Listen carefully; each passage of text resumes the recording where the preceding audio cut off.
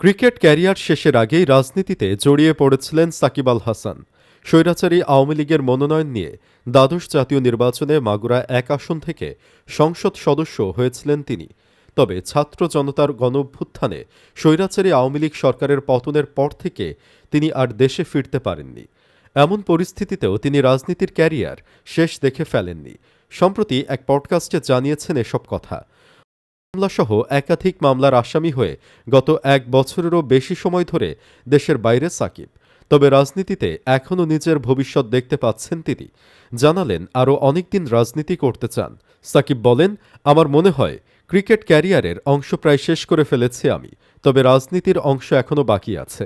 এটা এমন কিছু যা আমি বাংলাদেশের মানুষ ও মাগুরাবাসীর জন্য করতে চাই। এটা আমার ইচ্ছা ছিল এবং এখনও আছে। দেখা যাক আল্লাহ আমাকে কোথায় নিয়ে যান। গত বছরের আগস্টে স্বৈরাচারী শেখ হাসিনার পতনের আগে থেকেই তিনি দেশের বাইরে ছিলেন। এরপর আর দেশে ফিরতে পারেননি তিনি। তবে এই সময় তিনি কার্যক্রম নিষিদ্ধ দল আওয়ামী লীগের প্রচারণা ঠিকই চালিয়ে গেছেন সামাজিক যোগাযোগ মাধ্যমে।